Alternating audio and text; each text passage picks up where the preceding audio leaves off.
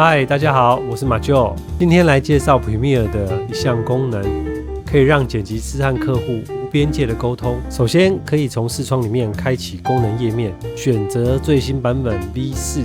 好，在这边我们来新建一个专案，然后我们专案命名为影片检查。命名完之后，来创建一个新专案。好，这边点选加号，把影片预览输出到云端。好，这边可以做一些调整。OK， 好的话就按输出。OK， 点选上面的 Sequence， 我们可以看到专案，刚刚输出的就会跑到这里来。这边点选右上角的分享，然后我们将云端网址复制，贴给客户。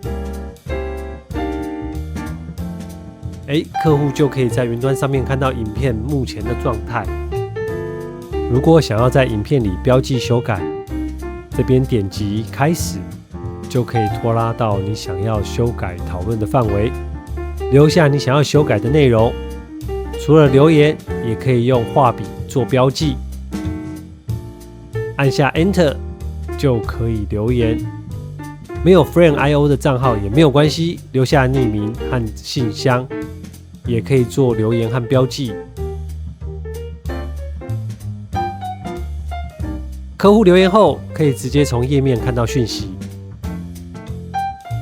修改完后，可以在留言区打勾。输出一样，点选右上角的加号。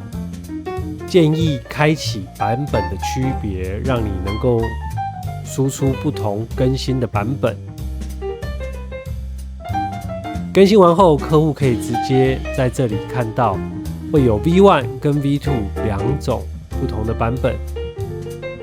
我们也可以用画面分割来看出修改前后的差异。